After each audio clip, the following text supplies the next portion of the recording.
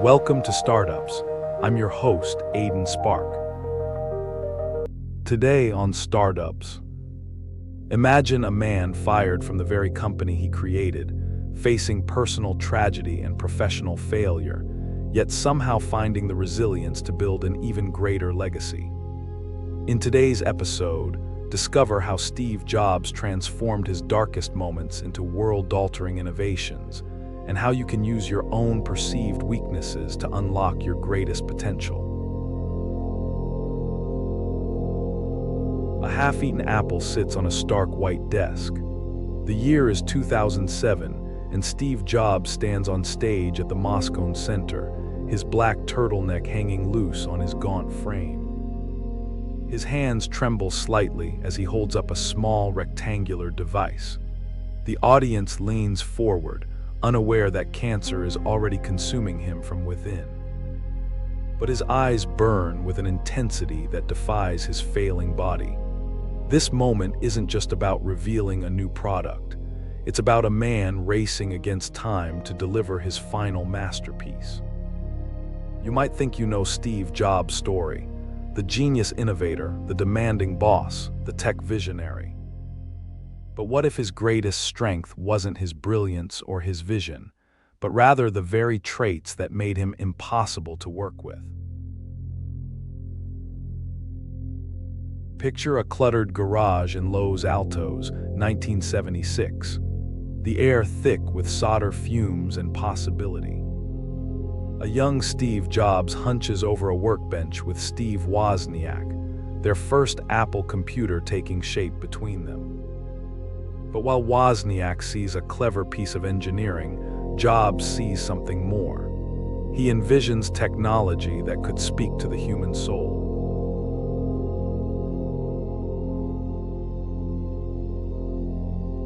His intensity makes others uncomfortable. Even then, his perfectionism borders on obsession. But this relentless dissatisfaction with the status quo would become the foundation of a revolution. The scene shifts to his childhood workshop. While other kids play baseball, young Steve immerses himself in electronics, pestering his father with endless questions about how things work. But why becomes his constant refrain. His foster father, Paul Jobs, patiently explains circuitry basics, but Steve's mind already races ahead, imagining how things could be different, better, more elegant. At school, this intensity makes him an outsider. His teachers complain he won't follow instructions. His classmates find him weird, too focused, too demanding. But in that workshop, surrounded by dismantled radios and electronic parts, he finds his sanctuary. Here, his obsession with perfection isn't a flaw, it's a superpower. Success comes quickly with the Apple II. Money flows in. But even as the company grows, Jobs' perfectionism begins to strain relationships. Engineers work through nights to meet his impossible standards. Products are scrapped at the last minute because the shade of beige isn't quite right.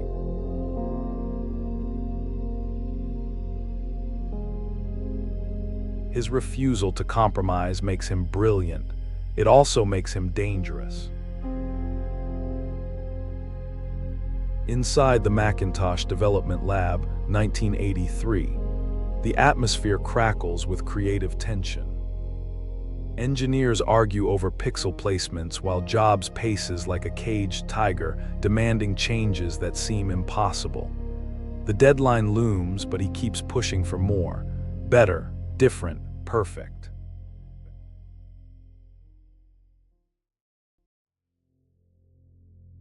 The pressure builds, some break under his relentless demands.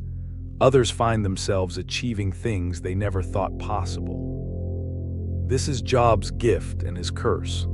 The ability to see past what is to what could be, and the uncompromising drive to bridge that gap, no matter the cost.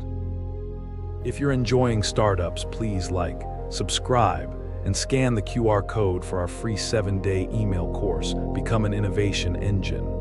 steal exact frameworks of billion-dollar breakthroughs like Netflix and Tesla. Now, back to the episode.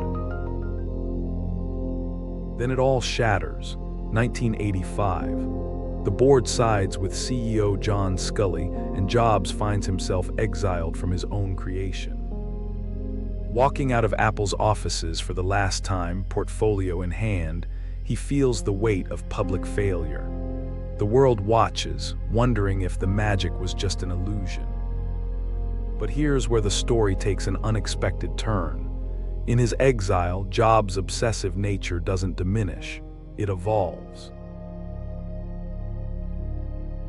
At Next, he pours millions into creating the perfect computer.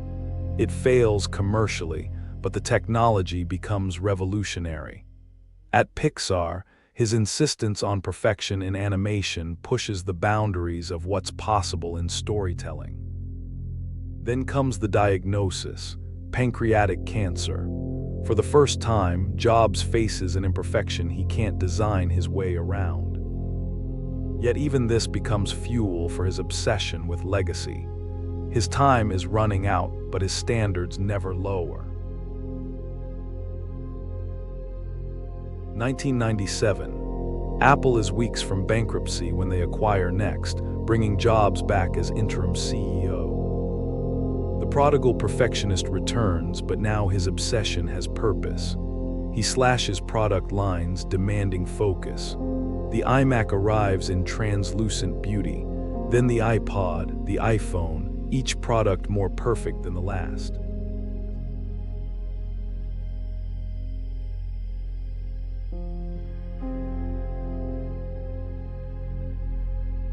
Back to 2007, that trembling hand holding the first iPhone.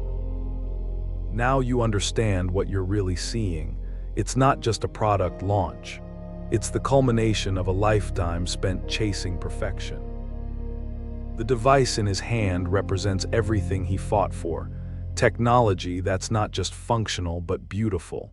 Not just innovative but human.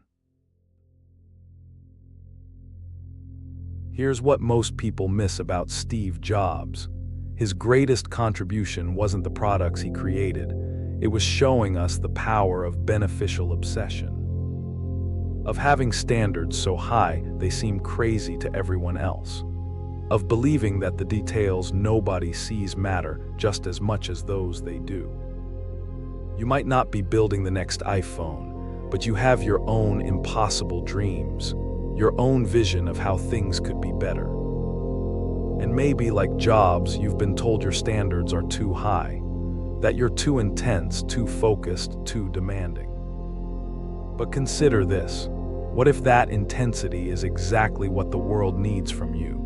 What if your obsession with detail, your refusal to settle, your constant push for better isn't a flaw to be fixed, but a gift to be unleashed? The half-eaten apple still sits on the desk, a symbol not of death, but of work left beautifully unfinished. Of a standard set so high that it continues to inspire long after its creator has gone. The question isn't whether you can be perfect. The question is, what impossible dream will you chase with everything you have? Because in the end, Steve Jobs didn't just change technology. He showed us that our so-called flaws, our obsessions, our impossible standards, our relentless drive for better might just be the very things that allow us to change the world. What will you do with yours? On the next episode of Startups, Steve Jobs' story is a testament to resilience, showing us how innovation can rise from the ashes of adversity. But what happens when relentless optimism collides with seemingly insurmountable obstacles? Imagine a world built on dreams, where imagination knows no bounds, yet faces constant setbacks. This week, we continue our theme of resilience, venturing into the life of a visionary who, like Jobs, faced rejection and countless failures. The secret behind his unwavering spirit. He turned childhood dreams into a global empire, proving that even the grandest visions can come true with enough hope and perseverance. Prepare to be inspired. You won't believe what happened next. Please like, subscribe, and scan the QR code or follow the pinned link to get our free 7-day email course. Become an innovation engine. 7 days, $7 billion frameworks. Transform from idea person to startup innovator by learning the exact playbooks that built Netflix, Tesla, and SpaceX. Click the video that just popped up to watch the next one in this series. Or for episode summaries, behind-the-scenes info, and more, go to daily8.com/su. Thanks for watching.